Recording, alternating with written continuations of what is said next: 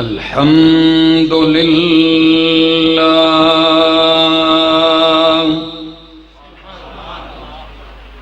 الحمد للہ العلی الکبیر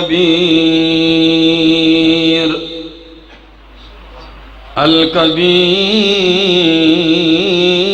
المتعال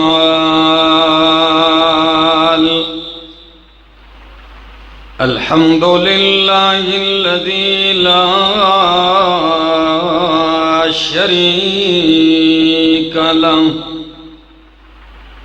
شریک له فی الذات والصفات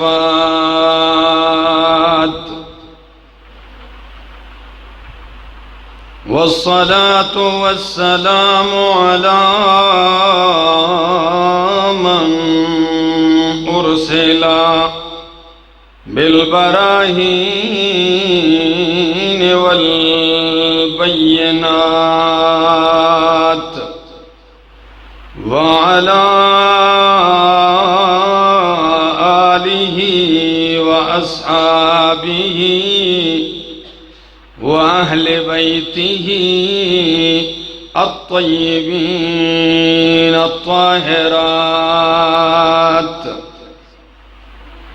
أما بعد فأعوذ بالله من الشيطان الرجيم بسم الله الرحمن الرحيم ألف لام ميم ذلك الكتاب لا ريب فيه هدى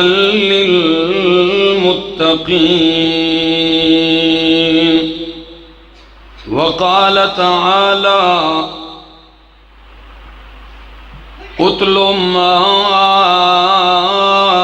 أوحي إليك من الكتاب وقال تعالى ربنا وابعث فيهم رسولا منهم يتلو عليهم آياتك ويعلمهم الكتاب والحكمة وقال النبي صلى الله تعالى عليه وسلم إنما بعثت معلما وقال عليه الصلاة والسلام إن الله يرفع بهذا الكتاب أقواما ويزع به آخرين سبحان ربك رب العزة عما يصفون وسلام على المرسلين والحمد لله رب العالمين. انتہائی قابل عزت، قابل احترام ذی قدر علماء کرام اور اس علاقے جسیال اور گرد و نواح سے آئے ہوئے میرے معزز مکرم ساتھیوں، السلام علیکم. انتہائی خوشی کا موقع ہے. چند لمحات قبل ایک بچے کے سر کے اوپر دستار سجائی گئی. قرآن کریم کو مکمل کیا. ان کی اس خوشی میں اور آپ سب اکٹھے ہیں. یقیناً دنیا میں بہت سارے انقلاب برپا ہوئے ہیں. کہیں خون کا انقلاب پیدا ہوا، ملک کے اندر لاکھوں کروڑوں قتل ہوئے، کہیں غریبوں کے حقوق کے لیے انقلاب پیدا ہوا اور امیروں کو روند کر غریب برسر اقتدار آئے،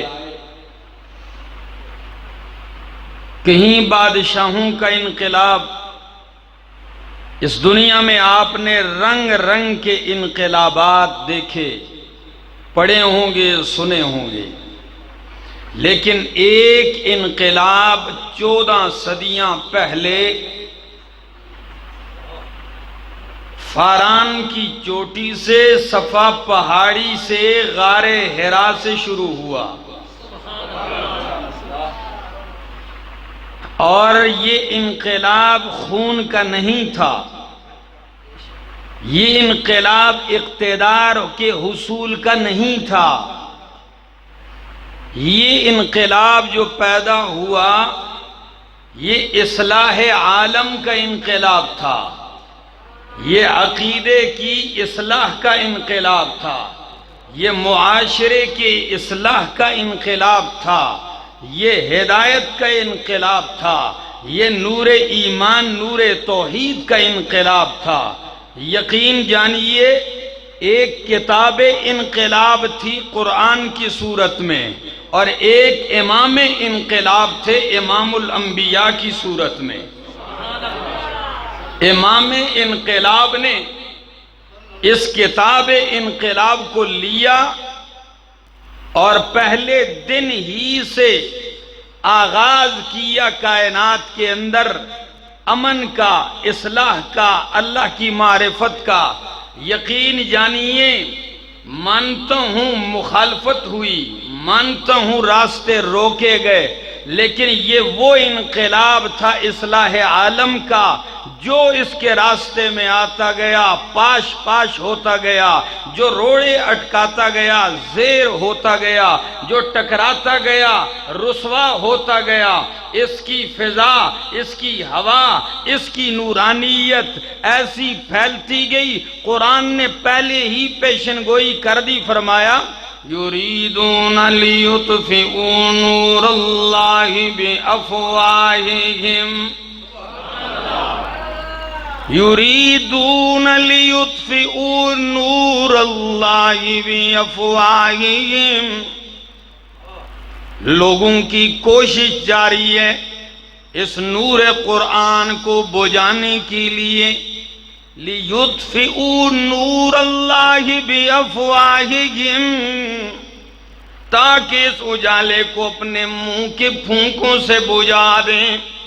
لیکن کائنات کے مالک نے ساتھ ہی یہ فرما دیا یہ بجھانے کی کوشش کریں گے، میرا اعلان یہ ہے واللہ متم نورہ ولو کرہ الکافرون، یہ بجھائیں گے اور میں نے اسی نور کو مکمل کرنا ہے۔ یقین کیجئے اس نور کی ہوا، اس انقلاب کی ہوا اگر ابو بکر سے ٹکرائی صدیق اکبر بن گئے، عمر سے ٹکرائی فاروق اعظم بن گئے، عثمان تک پہنچی ذوالنورین بن گئے، علی تک پہنچی شیر خدا بن گئے، عبداللہ ابن مسعود تک پہنچی فقیہ الامت بن گئے، عبداللہ ابن عباس تک پہنچی حبر الامت ترجمان القرآن بن گئے۔ یقین کیجئے یہی وہ اصلاح عالم کا پروگرام تھا، جو بھی آتا گیا، جو بھی جڑتا گیا، جس درجے میں اس نے اپنی نسبت جوڑی قرآن کے ساتھ، پھر مالک نے نہیں دیکھا کس رنگت کا ہے، کس نسل کا ہے، کس علاقے کا ہے، عربی ہے یا عجمی ہے، گورا ہے یا کالا ہے۔ پھر اگر کالا بلال آیا، چلتا زمین پر ہے، پاؤں کی آواز بہشت برین میں سنائی دیتی ہے۔ ذرا دیکھیے جس یال والوں، یقین کیجئے آج اللہ کے فضل و کرم سے اللہ نے قرآن والی نعمت سے ہمیں نوازا ہوا ہے۔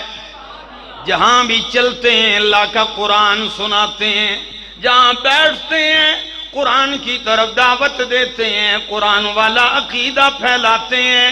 یقین کیجئے حضرت عبداللہ ابن مسعود رضی اللہ تعالیٰ عنہ نوجوان ہیں، لڑکپن کا زمانہ ہے، چلتے ہیں، بکریاں بھی اپنی نہیں۔ اللہ،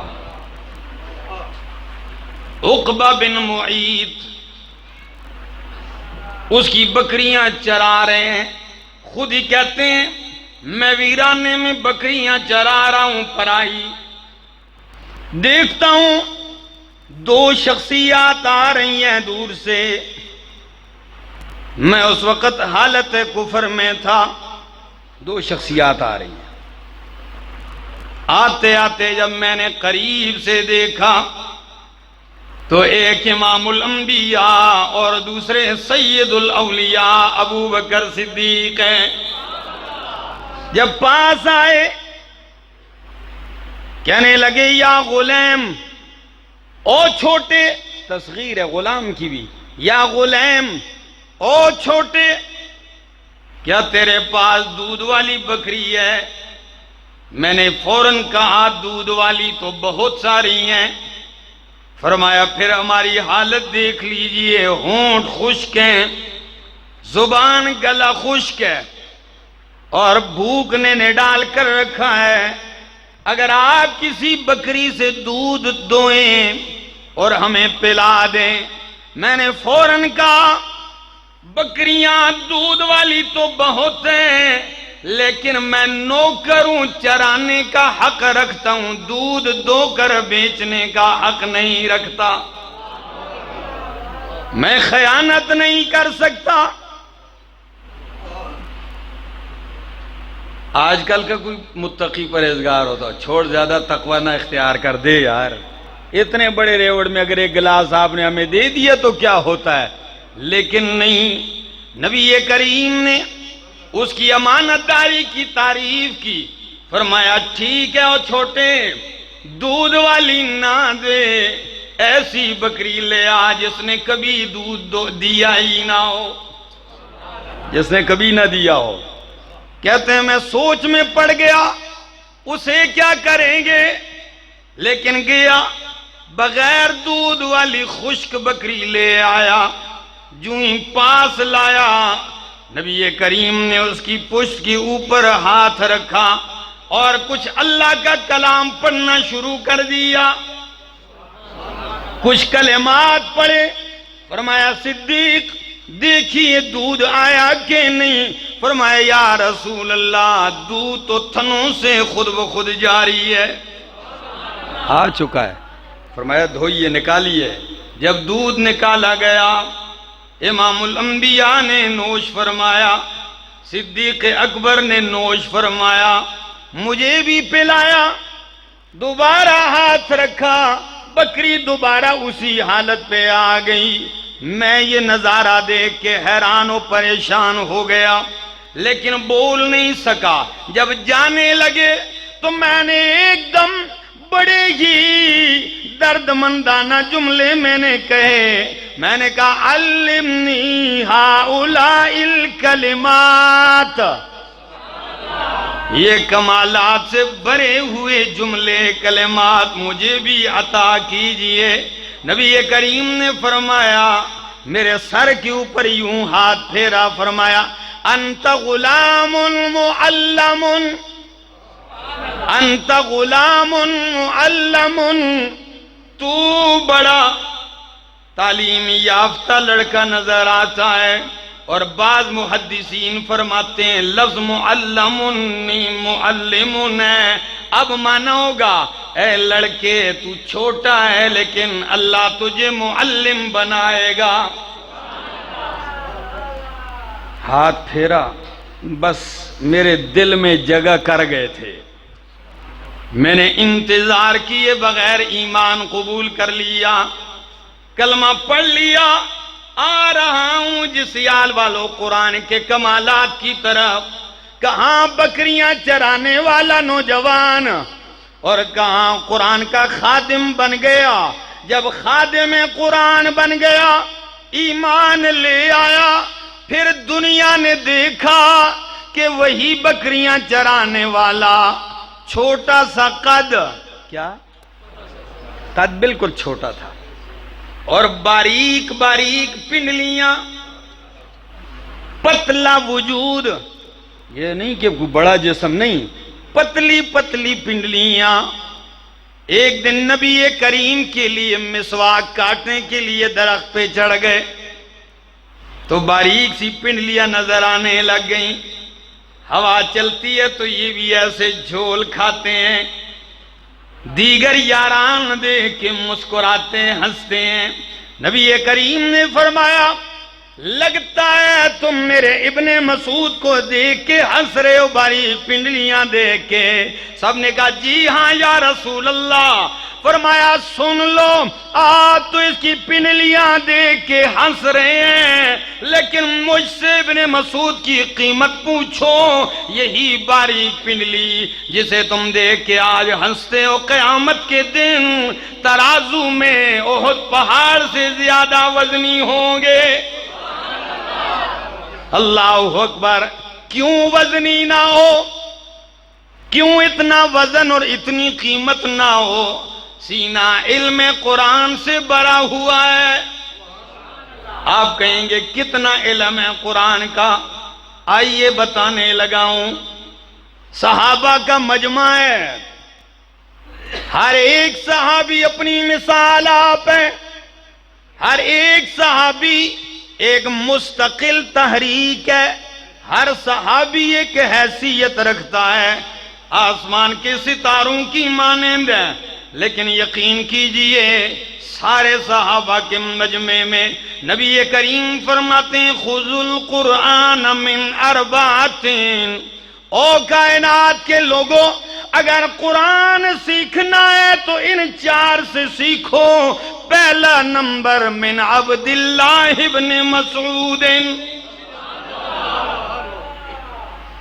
جس یال والو یہ وہی بکریاں چرانے والا قرآن کا خادم بنا، علم قرآن لیا تو کہاں تک پہنچا پتہ ہے؟ نبی کریم فرماتے ہیں قرآن ان سے سیکھو۔ ترمذی کی روایت ہے، ایک دفعہ آپ قرآن پڑھنے لگے، نبی کریم نے فرمایا لوگوں سن لو، جس نے قرآن اس لہجے میں اس تازگی سے پڑھنا ہے جس لہجے میں جبریل مجھ تک لایا، تو ابن مسعود جیسا قرآن پڑھے۔ واہ میرے مالک، دنیا مر گئی ہے کہ جی مجھے عزت مال سے ملے گی، مجھے عزت گاڑی سے مل جائے گی، شاید بنگلے سے مجھے عزت مل جائے گی، شاید وزارت و صدارت سے مجھے عزت مل جائے گی۔ یقین جانیے سب دھوکہ ہے، قرآن کا خادم بن، عزت تیری جوتے کا طواف کرے گی۔ عزتوں کا مرکز اور محور تو قرآن ہے رب کا۔ ذرا ایک جھلک دکھانے لگا ہوں۔ کہتے ہیں قرآن کا علم اللہ نے مجھے اتنا دیا ہے، عبداللہ ابن مسعود فرماتے ہیں 6000 آیتیں ہیں، 6666 آیتیں ہیں۔ جس آیت کے بارے میں پوچھو میں جانتا ہوں یہ آیت کب اتری ہے، کہاں اتری ہے، کس بارے میں اتری ہے، سردی میں اتری ہے، گرمی میں اتری ہے، دن میں اتری ہے، رات میں اتری ہے، دھوپ میں اتری ہے، بارش میں اتری ہے، میں سارا جانتا ہوں، سفر میں اتری ہے، حضر میں اتری ہے۔ واللہ اللہ کی قسم ہے اتنا جاننے کے باوجود بھی کہتا ہوں اگر دنیا میں کسی بندے کا پتہ چل جائے کہ مجھ سے زیادہ کسی آیت کے بارے میں جانتا ہے تو میں اسی وقت سواری پہ بیٹھ کے ان سے حاصل کرنے جاؤں گا، سیکھنے میں اس وقت بھی نکل جاؤں گا۔ اور یہاں کیا حال ہوتا ہے، 2-4 لفظ سیکھ لیتے ہیں پھر وہ علماء سے الجھتے ہیں، 2 ٹکے آ جاتے ہیں پھر وہ کہتے ہیں ہم چما دیگرے نیس، میرے جیسے ہے ہی کوئی نہیں۔ میرے دوستو جب علم کی یہ طلب ہو، اتنی تڑپ. اللہ، یہی وہ صحابی ہیں کہ صحابہ کے مجمع میں انہیں البحر کہا جاتا تھا. کیا؟ البحر، دریا علم کا. اللہ اکبر. قربان جاؤں، کہاں بکریاں چرانا، کہاں یہ مسند. میں نے عرض کیا تھا یہی وہ انقلاب تھا جس نے دنیا کو بدل کے رکھ دیا، جس نے دنیا کو تبدیل کر کے رکھ دیا. تبدیلی لانے والی کتاب قرآن ہے. تبدیلی کس چیز سے آتی ہے؟ قرآن سے آتی ہے. خوشاب میں ایک مسجد ہے، ہمارے بہت بڑے عالم دین ہیں، بہترین کتابیں لکھی ہیں، مولانا حکیم عبد الخالق صاحب. وہاں مسجد میں میرا جانا ہوا.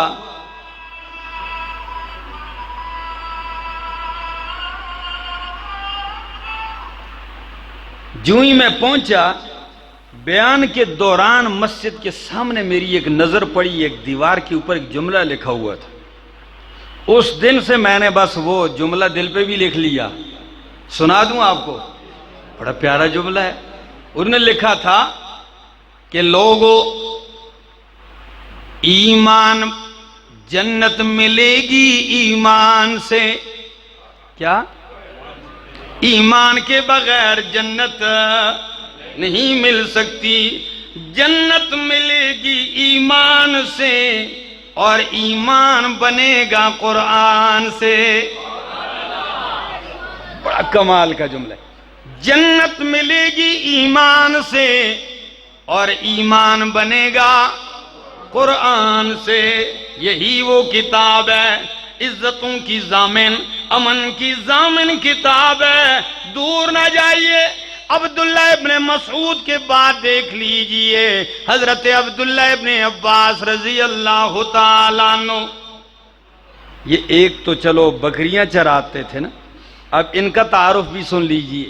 یہی عبداللہ ابن عباس ہیں، یہ نبی کریم کے چچا زاد ہیں، حضرت عباس کے بیٹے ہیں. ہجرت سے 3 سال قبل پیدا ہوئے، مدینے کے اندر 10 سال کا دور پایا. تو نبی کریم کی وفات کے وقت ان کی عمر ٹوٹل 13 سال تھی. کتنی؟ اور جس یال والوں 13 سال کے بچے کو تو آپ پہلی صف میں نہیں آنے دیتے، کہتے ہیں چھوٹا ہے پیچھے ہو جاؤ. اور چلتا بھی ہے راستے میں تو لوگ اسے پیچھے کر دیتے ہیں. لیکن قربان جاؤں رب کے قرآن پر، جب یہ جس جگہ اتر جائے پھر نہیں دیکھتا ہے چھوٹا ہے، بڑا ہے، بوڑھا ہے، جوان ہے، امیر ہے، غریب ہے، گورا ہے، کالا ہے، پنجاب کا پنجابی ہے یا سرحد کا پٹھان ہے، پھر نہیں دیکھتا، اسے آگے کر دیتا ہے. 13 سال کی عمر میں نبی کریم نے چھوڑ کے جاتے ہیں دنیا سے، اور یہ 13 سالہ نوجوان قرآن کا ایسا عالم دین بنتا ہے. نبی کی دعا کا اثر بھی ہے. ایک دن نبی کریم کے لیے وضو کے لیے بغیر کہے لوٹا بھر دیا. کہا نہیں تھا، کسی نے نہیں کہا، خود ہی خیال آیا کہ جی جب حاجت ہوئی تو وضو فرمائیں گے. تو لوٹا بھر کے لا کے رکھا. لوٹا دیکھا نبی کریم نے، خوش ہو گئے. جب خوش ہوئے فرمایا فَزَمَّنِي. اللہ، نبی کریم جب راضی ہوئے تو ابن عباس فرماتے مجھے یوں سینے سے لگایا اور کیا فرمایا؟ اللہم علمہ الکتاب، وفی روایت اللہم فقہہ فی الدین وعلمہ التأویل. اللہ دین میں فقیہ بنا دے، قرآن کا مفسر بنا دے. پھر اتنا علم مالک نے دیا ہے کہ صحابہ انہیں کیا نام دیتے تھے. 13 سال کے لڑکے کو قرآن کی وجہ سے صحابہ حبر الامت کہتے تھے کہ امت کا سب سے بڑا عالم، ترجمان القرآن کہتے تھے. یہ لقب کوئی جسیال والوں یا کسی ہری پور کے دیے ہوئے نہیں ہیں، یہ صحابہ نے ان کو یہ لقب دیا ہے. اور قربان جاؤں، علم ایسا، بدر کے صحابہ کو نبی کریم امتیازی حیثیت دیا کرتے تھے. اتنا تو آپ کو معلوم ہوگا کہ صحابہ میں بدریین کی الگ حیثیت ہے، ان 313 کی نمایاں پوزیشن ہے. بلکہ ایک موقع تو یہ بھی آیا کہ جبریل آئے، فرمایا یا رسول اللہ آپ اپنی جماعت میں بدریین کو کیسے دیکھتے ہیں؟ فرمایا جبریل جو بدر میں نہتے میرے ساتھ شریک ہوئے ہیں ہم انہیں اپنی جماعت میں نمایاں دیکھتے ہیں، الگ شان سے دیکھتے ہیں. فرمایا یا رسول اللہ جس طرح بدر میں آپ کے یار شریک ہوئے آپ انہیں امتیازی حیثیت دیتے ہیں، اسی طرح آپ کے ان 313 کی مدد کے لیے جو 1000 فرشتے اترے تھے آسمانوں میں ان کی بھی حیثیت جدا نظر آتی ہے. فرشتوں میں ان کو بھی نمایاں حیثیت سے دیکھا جاتا ہے. تو پھر جب بدرین کی یہ حیثیت، لیکن حضرت عمر رضی اللہ تعالیٰ عنہ جب بھی بدرین کی میٹنگ بلاتے، حکومت ہے خلافت ہے تو میٹنگ تو ہوگی، جب بھی بدرین کو الگ بلاتے ہیں اس میں کسی کو آنے نہیں دیا جاتا، لیکن ان بوڑھے بوڑھے برگزیدہ صحابہ کی مجلس میں ابن عباس کو بلا لیا جاتا ہے. اس کم عمر والے کو کسی نے سوال بھی اٹھایا کہ امیر المومنین جس لڑکے کو آپ ہماری مجلس میں بلاتے ہیں اس جتنے عمر کے تو ہمارے بیٹے ہیں، اتنی عمر کے تو ہمارے بیٹے ہیں بچے ہیں، تو ان کو یہاں کیوں بلایا جاتا ہے؟ فاروق اعظم کا جواب سنیے. فرمایا بدری انہیں میں آگے نہیں کرتا، ان کو آپ کی صف میں کھڑی کرنے والی کتاب رب کا قرآن ہے. عمر تو کم ہے لیکن علم قرآن کی دولت بڑی زیادہ ان کے پاس. اب کیسے پتا چلے؟ فاروق اعظم کے دعوے کے لیے کوئی دلیل بھی چاہیے نا. اب ذرا دلیل سنانے لگاؤں. صحیح بخاری کی یہ ساری روایت ہے. ایک دم فرمایا مجمع لگا ہوا ہے، فرمایا او ساتھیو اس سورت کے بارے میں کیا کہتے ہو؟ اذا جاء نصر اللہ والفتح ورأیت الناس يدخلون فی دین اللہ افواجا فسبح بحمد ربک واستغفرہ انہ کان توابا. سورت نصر کیا کہتے ہیں آپ؟ تو ایک اٹھ کے کہتا ہے جی اس میں اللہ نے یہ ہمیں حکم دیا ہے جب فتح آ جائے تو پھر استغفار کیا کرو. دوسرا اٹھ کے کہتا ہے جی اس میں رب نے یہ کہا ہے جب میری مدد آ جائے تو پھر میری تسبیح پڑھا کرو. کوئی کیا کہتا ہے کوئی کیا کہتا ہے. فاروق اعظم کہنے لگے نہیں، وہ 13 سالہ نوجوان ترجمان القرآن عبداللہ ابن عباس سے کہتے ہیں او ابن عباس اب آپ بولیں. یہ کم عمر اٹھ کے کہنے لگا جو یہ کہتے ہیں یہ مطلب نہیں ہے. اس صورت میں اللہ نے پیغمبر کو ان کی موت کی نشانی اور اطلاع بتلائی ہے، وفات کی اطلاع دی ہے. وہ کیسے؟ اب آپ کہیں گے سورت میں تو کوئی ایسی بات نہیں ہے.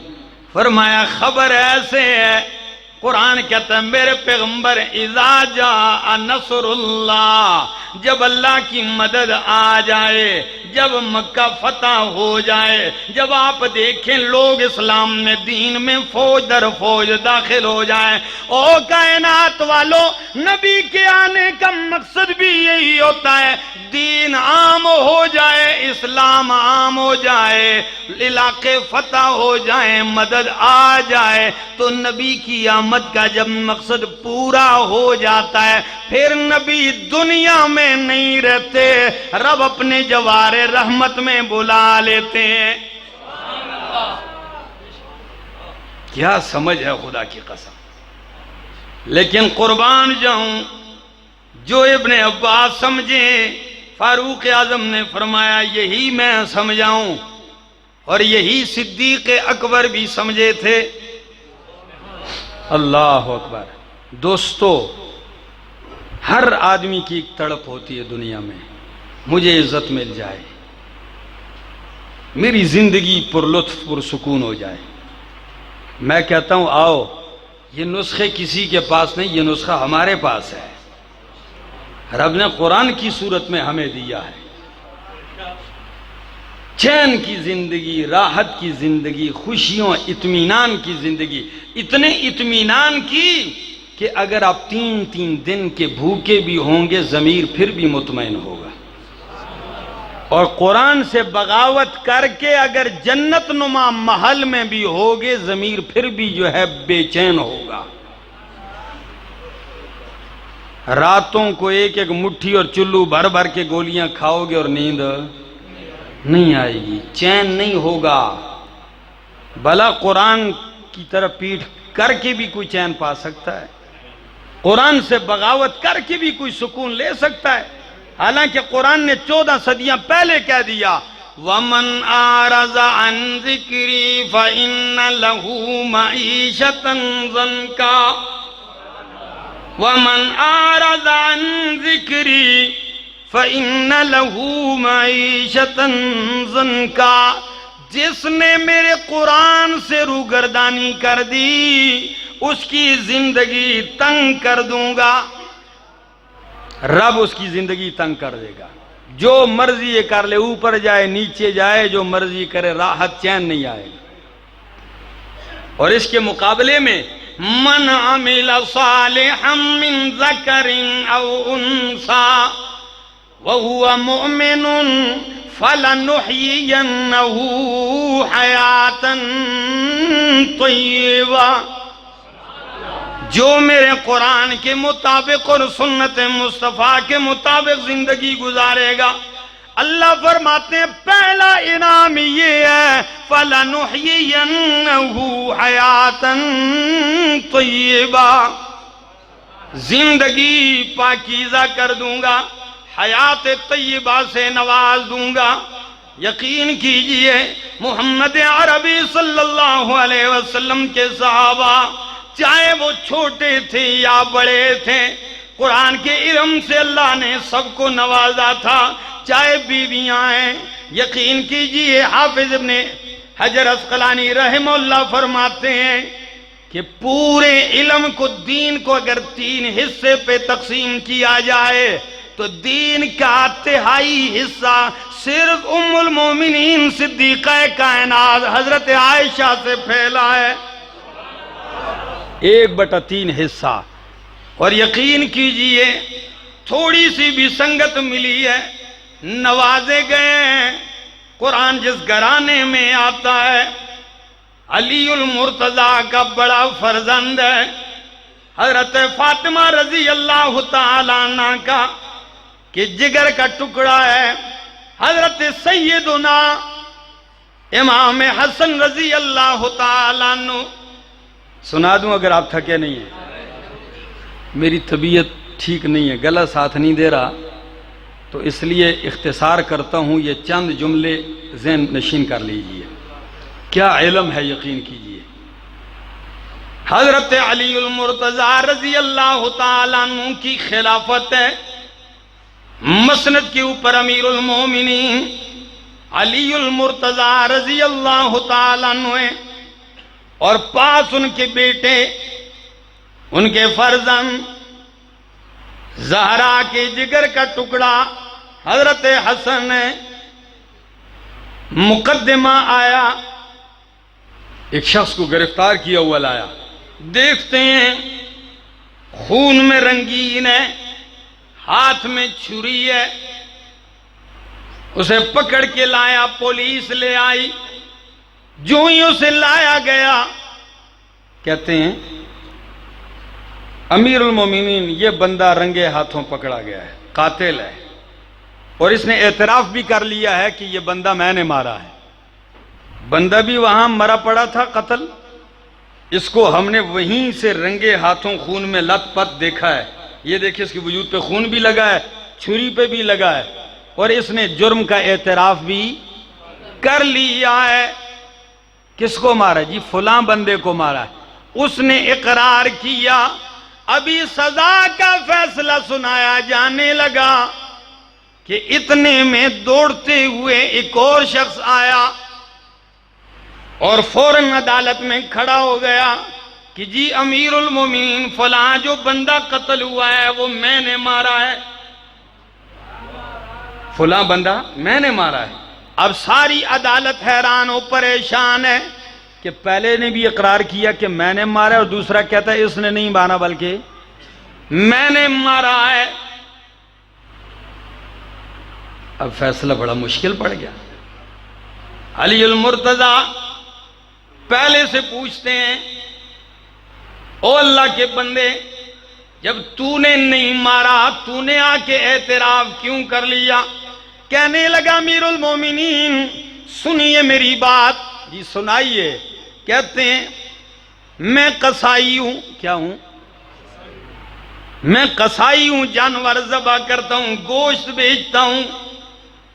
میں نے فوراً دکان سے تقاضے کے لیے حاجت مجھے پیش آئی، پیشاب کی، میں اس کھیتی کی طرف گیا، جو ہی میں نے حاجت پوری کی، پاس دیکھا تو کوئی بندہ قتل کیا ہوا پڑا ہے، مقتول پڑا ہے، اور میں جو ہی اٹھا حاجت پوری کر کے اوپر سے پولیس آ گئی، تو بندہ بھی مرا پڑا ہے اور میں خون میں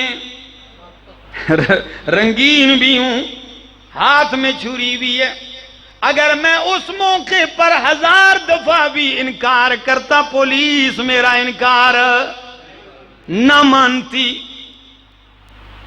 بلکہ ہو سکتا انکار کرتا تو مجھ پہ تشدد کرتی، مارتی۔ اس لیے میں نے ادھر اقرار کر لیا اور اب آپ کے پاس آ گیا ہوں۔ اور یہاں ہوتا بھی ایسے ہی ہے عموماً کہ پولیس جو جرم نہیں بھی کیے ہوتے ہیں نا، اتنا مارتی ہے کہ وہ خود کہتا ہے یہ بھی میں نے کیے، یہ بھی سارا میں نے کیا، یار مجھے مارنا چھوڑ دو۔ یہی وجہ ہے کہ جب ایک مجرم کو اعتراف کا جرم کر لینے کے بعد، جرم کا اعتراف کر لینے کے بعد جب عدالت میں جج کے سامنے پیش کیا، جج نے کہا بھائی آپ نے جرم کیا ہے؟ انہوں نے کہا جج صاحب اللہ کی قسم جتنا ان پولیس والوں نے مجھے مارا ہے، اگر اس کا آدھا بھی میں ڈی پی او صاحب کو ماروں تو یہ سارے جرم ڈی پی او صاحب خود مان لے کہ میں نے کیے، کہ جتنا مجھے مارا ہے اگر میں کہوں کہ پولیس والے کو اتنا ماروں تو ڈی ایس پی صاحب، ڈی پی او صاحب بھی مان جائیں کہ یہ میں نے کیے۔ تو فرمایا امیر المومنین اقرار نہ کرتا تو کیا کرتا؟ میں نے کہا عدالت تو پہنچ جاؤں، اب آ گیا ہوں۔ تو دوسرے سے کہا اچھا ٹھیک ہے چلو، یہ تو بیچارہ ایسے بیچ میں رگڑا گیا، آپ بتائیں آپ کیوں بھاگتے ہوئے آئے؟ آپ کیوں آئے بھاگتے ہوئے؟ فرمایا امیر المومنین جرم تو مجھ سے ہوا تھا، بندہ قتل ہوا، جب پولیس نے اس قصائی کو گرفتار کیا میں بھاگتا اس لیے آیا کہ ایک کو تو میں نے مارا ہے، اب دوسرا تو نہ مرے نا، اس کو بچانے آئے ہوں کہ یہ بے گناہ بیچ میں رگڑا جائے گا، تو اس کو بچانے کے لیے آ گیا ہوں، ندامت ہوئی آ گیا ہوں۔ اب دوسرے نے اقرار کر لیا، اب فیصلہ کیا کیا جائے؟ امیر المومنین کہتے ہیں اب فیصلہ یہ ہے کہ آپ کا سر قلم ہو جانا چاہیے۔ اللہ کیا کریں، بجلی چلی گئی۔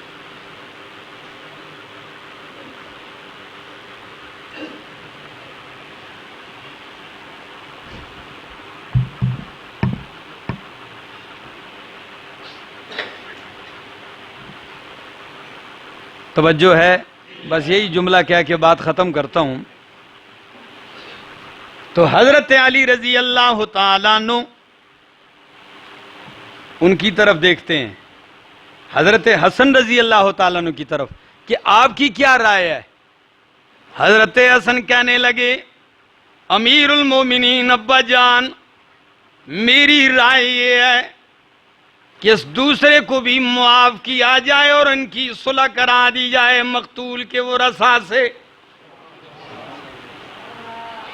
فرمایا بیٹا یہ کیوں، کس دلیل پر؟ اس نے مارا بھی ہے اور جرم کا بھی اعتراف بھی کر لیا ہے، تو یہ کیوں؟ تو سنیے حضرت حسن رضی اللہ تعالیٰ عنہ کا جواب۔ فرمایا امیر المومنین، اگرچہ اس نے ایک بندہ قتل کیا ہے لیکن ایک بے گناہ کی جان بھی تو بچائی ہے، تو قرآن کہتا ہے وَمَنْ أَحْيَاهَا فَكَأَنَّمَا أَحْيَا النَّاسَ جَمِيعًا۔ جس نے ایک بے گناہ کو بچا لیا گویا اس نے پوری انسانیت کو بچا لیا۔ قرآن کہتا ہے جب آیت ایسے موقع پر پڑی تو امیر المومنین کہنے لگے واہ بیٹا، آپ نے تو 14 طبق روشن کر دیے، کمال کر دیا۔ بس مقتول کے ورثاء بلائے، ان کو دیت دی گئی اور ان کا کیا کرایا گیا؟ صلح کرا دی گئی۔ میرے دوستو، کتاب عظمت والی کتاب، شان والی کتاب قرآن ہے، لیکن افسوس یہ ہے کہ نہ تو لوگ سمجھاتے ہیں اور نہ ہی ہم نے کبھی کوشش کی ہے اس کے سمجھنے کی۔ رب کریم کی بارگاہ میں دعا گو ہوں، اللہ مجھے عمل کی توفیق عطا فرمائے۔ آپ لوگ جتنے بھی مرد ہیں، عورتیں ہیں، جتنے بھی لوگ جمع ہیں، اللہ سب کی جھولیوں کو اپنی رحمت سے بھر دے۔ زندگی نے وفا کی، پھر ملاقات ہوگی۔ آخر دعوانا ان الحمدللہ رب العالمین۔ دعا کر